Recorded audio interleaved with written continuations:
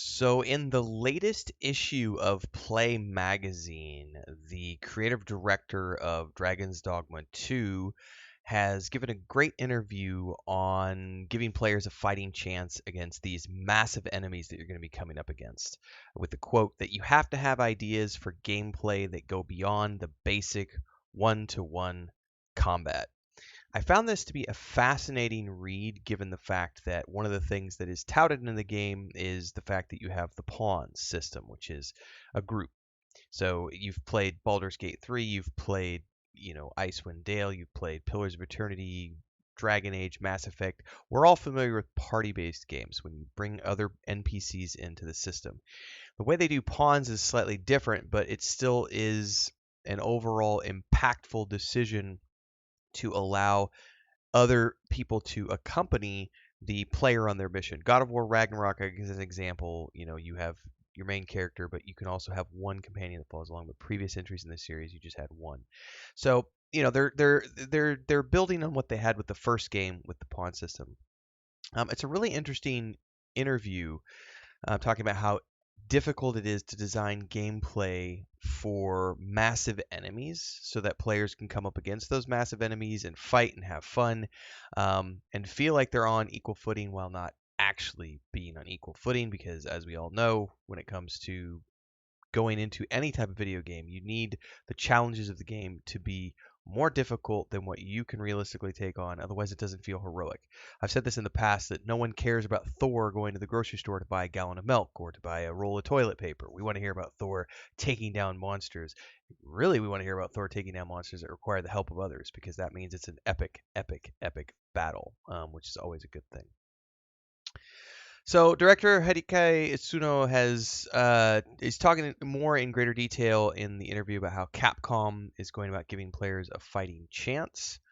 I think one of the things that I'm somewhat concerned about, and this is a personal level only. In the first game, there were some fights that took a long time, but I've heard and seen in multiple videos that they've been promoting about the game that there's going to be 20 to 30-minute fights in Dragon's Dogma 2, and that's not necessarily something that I personally find very appealing. I don't mind boss fights being longer than normal fights, but 20 to 30 minutes seems rather excessive. It's being touted as a promotional tool, as though, this game doesn't have fast travel because we want it to be slow and meaningful, and this game has 30-minute boss fights because we want it to be slow and meaningful, and the map's going to be 4 times bigger than the map of the original game because we want it to be slow and meaningful, and we want foes that tower over our hero and are 50 times bigger than him and their pawns because we need it to be bigger and better. Implementing big bosses into games is challenging. The quote here is that it's very difficult to design the gameplay for the player fighting a massive enemy while letting them feel like they are on equal footing. So you have to have ideas for gameplay that goes beyond basic one-to-one combat. Talks about considering a variety of factors, including the kind of behavior that can be imagined or expected from an enemy's appearance, the patterns and tells it will have, the balance between what the player will be able to judge, and how long it will take their party to react appropriately, and how many different types of behavior the enemy has, stages, so on and so forth. Yeah.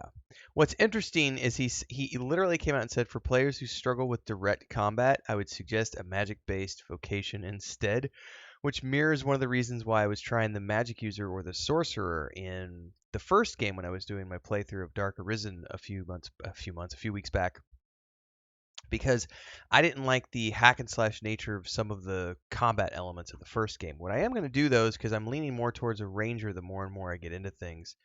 The deeper into this particular game I get in research. So I think at some point I'll be swinging back around to do a ranger build in the first game just to see what it feels like, so I can properly prepare myself. I really like the idea of is it the Wayfarer or the Warfarer? I think it's called the Warfarer vocation. Sounds really cool because you can blend different styles together, and that sounds more appealing to me than anything else. I also like the idea of where we're talking big bad boss fights where you need to have lots of different strategies to take down the boss.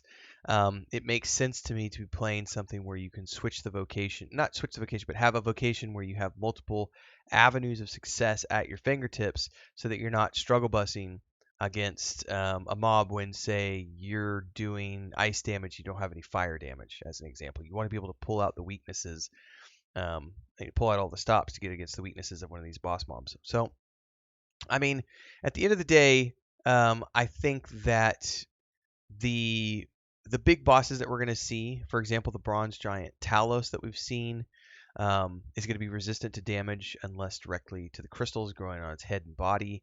And I know we've seen similar things in the other game with like the Cyclops in the first game and needing to hit their eye in the helmet. But in terms of Talos, they've showed, for example, being able to bring him down using a nearby ballista, as well as climbing up on the creature to reach the weak points.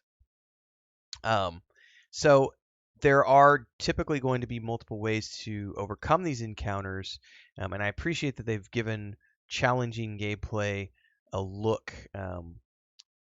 And the way they do it here is unique with the weak points and everything else. And I know some people have already commented in other videos, oh, boss fights aren't going to take that long if you use the weak points. That's actually not what I'm hearing from the interviews and all the press footage and everything else. I'm hearing that some fights are just going to take 20 to 30 minutes, even if you know what you're doing, because some of these big bad boss fights are just going to be that massive.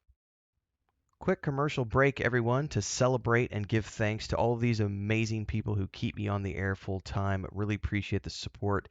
All you got to do is join as a member. You get access to private videos. You can also do super thanks on any upload or super chats and stickers on any live stream or premiere you see.